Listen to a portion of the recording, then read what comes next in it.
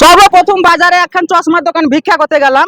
তো এই সালার বাটা সালার চশমার দিকে আঙুল দেখেন দিলে, নই দোকানওয়ালা ভাই চশমাটা দিলে 1 টাকা যদি পয়সা দেয়, কি দেখছি ও চশমা ধুই ধুই পানি খা সালার বাটা সালা। এবার লোকের বাড়ি ভিক্ষা করতে আইছি, আর যদি কোনো দিকে আঙুল দেখালছি, তোর এক ধান হলে আমার এক ধান। লাইলা দিয়ান গো।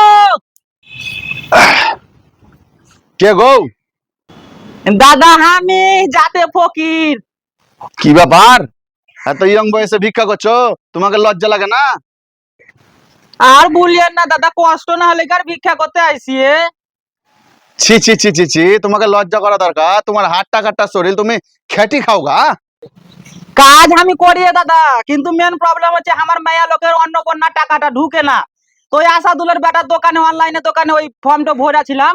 তো ওর দোকানে যতজনা ফর্ম ভরালো সব ভারী টাকা ঢুকছে, হলে আমার মায়া লোকেরই টাকা ঢুকে না।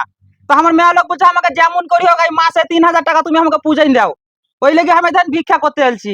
টাকা আমার লয় দাদা, এই আমার মায়া লোকের টাকা 10-20 টাকা যা দিবেন দেন। লাও ভাই লাও লাও লাও, তুমি কেন মেয়ে লোকের কাছে মার খাবা? লাও, ছেলেটা যে ঢুলছে সুতেন দেবো কেন? ই শালা মরবে, ই শালা ঢুলতে ঢুলতে মরবে, পেছন ছাড়বে না। চশমা মারাইছে চশমা।